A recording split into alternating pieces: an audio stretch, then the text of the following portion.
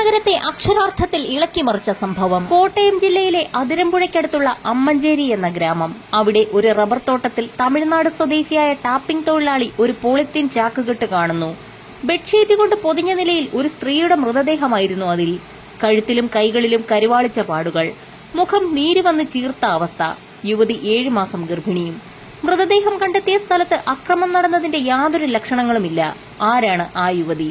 കേരള പോലീസിനെ കുഴപ്പിച്ച ആ ചോദ്യത്തിന് ഉത്തരം തേടിയുള്ള യാത്രയുടെ ചുരുളഴിഞ്ഞപ്പോൾ അന്വേഷണം എത്തിനിന്നത് 1 വർഷം മുൻപ് കാണാതായ അശ്വതി എന്ന പെൺകുട്ടിയിലും. രാവിലെ ടാപ്പിംഗിനെത്തിയ തൊഴിലാളിയാണ് ഒരു തിട്ടയുടെ മുകളിലിരിക്കുന്ന ചാക്കുകെട്ടും അതിലെ മൃതദേഹവും കണ്ടത്. വിവരമറിഞ്ഞ് പോലീസ് സംഘം കുതിച്ചെത്തി.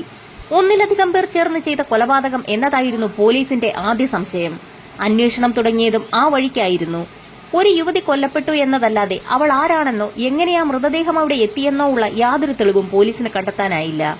സമീപ ദിവസങ്ങളിൽ ജില്ലയിൽ നിന്ന് കാണാതായ സ്ത്രീകളുടെ വിവരങ്ങൾ ശേഖരിക്കുക എന്നതായിരുന്നു പോലീസിന്റെ ആദ്യ നടപടി.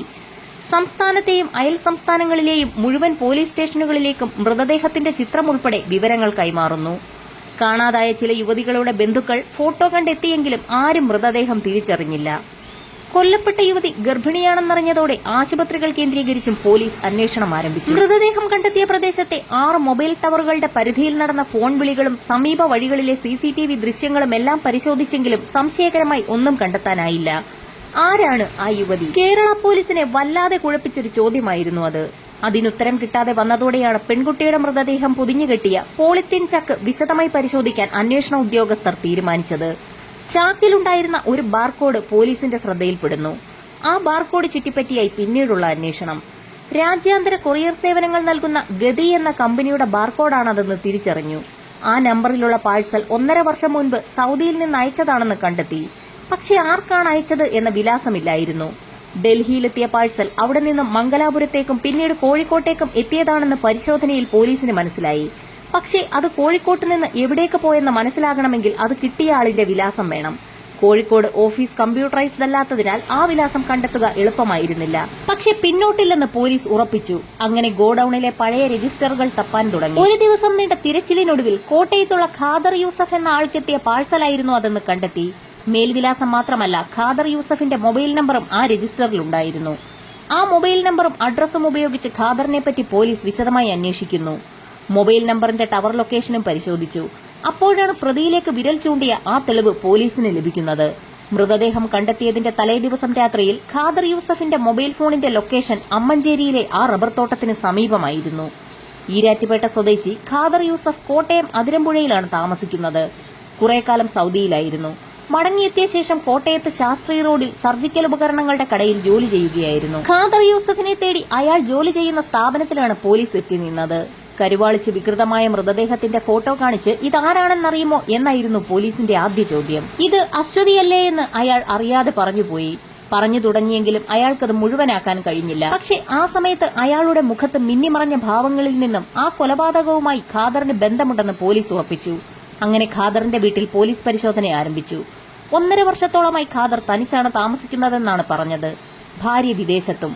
പക്ഷേ വീട്ടിൽ ഒരു സ്ത്രീ അടുത്ത ദിവസങ്ങളിൽ താമസിച്ചതിന്റെ ലക്ഷണങ്ങളെല്ലാം ഉണ്ടായിരുന്നു. ഉപയോഗിച്ച് പാതിയാക്കിയ നെയിൽ പോളിഷ് ഉൾപ്പെടെ സ്ത്രീകൾ ഉപയോഗിക്കുന്ന വസ്തുക്കളെല്ലാം പോലീസ് അവിടെ നിന്നും കണ്ടെടുത്തു. കൂടാതെ വീട്ടിലെ 3 കട്ടിലുകളിൽ ഒരെണ്ണത്തിൽ ബെഡ്ഷീറ്റ് ഇല്ലായിരുന്നു. പിന്നാലെ ഖാദറിനെ പോലീസ് കസ്റ്റഡിയിലെടുത്തു. ഖാദറിനെ രഹസ്യകേന്ദ്രത്തിലേക്ക് മാറ്റി അശ്വതി ആരാണെന്ന അന്വേഷണം പോലീസ് തുടർന്നു. അങ്ങനെ അശ്വതിയെ പോലീസ് തിരിച്ചറിയുന്നു. അതിരമ്പുഴയിൽ ഖാദർ യൂസഫിന്റെ എതിർവശത്തെ വീട്ടിലെ 20-കാരിയായിരുന്നു അവൾ. 1 വർഷം മുൻപ് പത്തനംതിട്ട ജില്ലയിലെ കോഴഞ്ചേരിയിലെ ബന്ധുവീട്ടിൽ നിന്നും കാണാതായ ഒരു പെൺകുട്ടി. ചോദ്യം ചെയ്യലിന്റെ തുടക്കത്തിൽ ഒന്നും അറിയില്ലെന്ന് പറഞ്ഞ് ഒഴിഞ്ഞുമാറിയെങ്കിലും വീട്ടിലെ ഒരു കട്ടിലിലെ ബെഡ്ഷീറ്റ് എവിടെയെന്ന ചോദ്യത്തിന് മുന്നിൽ ഖാദർ പതറി. മൃതദേഹം കണ്ടെത്തിയ പോളിത്തീൻ ചാക്ക് ഖാദറിന്റെ പേരിൽ പാഴ്സൽ പൊതിഞ്ഞ് വന്നതാണെന്ന് കൂടി പറഞ്ഞതോടെ മറ്റു വഴികളില്ല എന്ന് അയാൾക്ക് മനസ്സിലായി. അങ്ങനെ അയാൾ കുറ്റം ഏറ്റുപറഞ്ഞു. അതിരമ്പുഴയിലെ തന്റെ വീടിന്റെ എതിർവശത്ത് താമസിക്കുന്ന അശ്വതിയുടെ കുടുംബവുമായി ഖാദറിന് നല്ല അടുപ്പമായിരുന്നു. ചിലപ്പോഴൊക്കെ അവിടെ പോവുകയും അശ്വതിയുടെ അച്ഛനൊപ്പം മദ്യപിക്കുകയും ചെയ്തു. പതിയെ അശ്വതിയുമായി ഖാദർ അടുപ്പത്തിലാകുന്നു.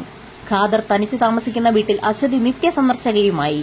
കുറച്ചു ദിവസങ്ങൾക്ക് ശേഷം കോഴഞ്ചേരിയിലുള്ള ബന്ധുവീട്ടിലേക്ക് അശ്വതി താമസം മാറി. അവിടെ ഒരു തയ്യൽക്കടയിൽ ജോലിക്ക് പോയി തുടങ്ങി. അവിടെ നിന്നാണ് അശ്വതിയെ കാണാതാകുന്നത്. പിന്നാലെ അശ്വതിയുടെ അച്ഛൻ വിശ്വനാഥനും ഒരു ബന്ധുവും കൂടി യുവതിയെ കാണാനില്ലെന്ന് ആറന്മുള പോലീസ് സ്റ്റേഷനിൽ പരാതി നൽകി. ഏറ്റുമാനൂർ റൂട്ടിലെ ഒരു സ്വകാര്യ ബസ്സിലെ ജീവനക്കാരനും അശ്വതിയും തമ്മിൽ പ്രണയത്തിലായിരുന്നു എന്ന് സംശയിച്ച അശ്വതിയുടെ ബന്ധുക്കൾ അയാളുടെ വീട്ടിലെത്തിയും അന്വേഷിച്ചിരുന്നു. എന്നാൽ അന്ന് അശ്വതി മുങ്ങിയത് ഖാദറിന്റെ വീട്ടിലേക്കായിരുന്നു. വലിയ മതിൽക്കെട്ടുള്ള ആ വീടിനുള്ളിൽ 1 വർഷത്തോളം അയാൾ അശ്വതിയെ ഒളിപ്പിച്ച് താമസിപ്പിച്ചു. കാണാതായ മകൾ വീടിന് തൊട്ടുമുൻപിൽ ഒളിച്ചു താമസിക്കുന്നത് അശ്വതിയുടെ കുടുംബം അറിഞ്ഞതുമില്ല. ഇതിനിടെയാണ് അശ്വതി ഗർഭിണിയായത്. ഗർഭം അലസിപ്പിക്കണമെന്ന് ഖാദർ ആവശ്യപ്പെട്ടെങ്കിലും അശ്വതി സമ്മതിച്ചില്ല. അതേസമയത്താണ് വിദേശത്ത് ജോലി ചെയ്യുന്ന ഖാദറിന്റെ ഭാര്യ നാട്ടിലേക്ക് വരുന്നെന്ന് അറിയിച്ചത്. പിന്നാലെ എങ്ങനെയെങ്കിലും അശ്വതിയെ ഒഴിവാക്കണമെന്ന് ഖാദർ ചിന്തിച്ചു. പക്ഷേ താൻ ഗർഭിണിയാണെന്നും ഈ വീട്ടിൽ തന്നെ താമസിക്കുമെന്നുമായിരുന്നു അശ്വതിയുടെ നിലപാട്. അത് ഖാദറിനെ വല്ലാതെ കുഴക്കി. ഗർഭം അലസിപ്പിക്കുന്നതിനെപ്പറ്റി രാത്രിയിൽ അശ്വതിയും ഖാദറും തമ്മിൽ സംസാരമുണ്ടായി. ഒന്നും രണ്ടും പറഞ്ഞ് വലിയ തർക്കമായി. അപ്പോഴാണ് ഖാദർ അശ്വതിയെ ആക്രമിക്കുന്നത്. ഹാളിലെ കസേരയിലിരിക്കുകയായിരുന്ന അശ്വതിയെ ഖാദർ ആദ്യം പുറകിലേക്ക് പിടിച്ചു തള്ളി. ചുമരിൽ തലയിടിച്ച് നിലത്ത് വീണ അശ്വതിയുടെ കഴുത്ത് ഞെരിച്ചു. മൂക്കും വായും പൊത്തിപ്പിടിച്ച് മരണം ഉറപ്പാക്കി. പിന്നാലെ ബെഡ്ഷീറ്റ് എടുത്ത് മൃതദേഹം പൊതിഞ്ഞു. പോളിത്തീൻ ചാക്കിലാക്കി 1 ദിവസം AC മുറിയിൽ സൂക്ഷിച്ചു. പിന്നീട് രാത്രി 10:30യോടെയാണ് മൃതദേഹവുമായി ഖാദർ പുറത്തിറങ്ങിയത്. കാലിലും കഴുത്തിന്റെ ഭാഗത്തും കയർ കെട്ടി തൂക്കിയെടുത്താണ് മൃതദേഹം കാറിന്റെ ഡിക്കിയിലിട്ടത്. മൃതദേഹം ഉപേക്ഷിക്കാൻ പറ്റിയ സ്ഥലം തിരഞ്ഞ് പല വഴികളിലൂടെയും കാർ ഓടിച്ചു. ഒടുവിലാണ് അമ്മഞ്ചേരിയിലെ റബ്ബർ തോട്ടത്തിലെത്തിയത്. റോഡിൽ മറ്റാരുമില്ല എന്നുറപ്പാക്കിയ ശേഷം മൃതദേഹം അവിടെ ഉപേക്ഷിക്കുന്നു. പോലീസ് തന്നിലേക്ക് എത്തില്ല എന്നുറപ്പിച്ച ഖാദറിന് പക്ഷെ വിനയായത് ആ പോളിത്തീൻ കവറായിരുന്നു.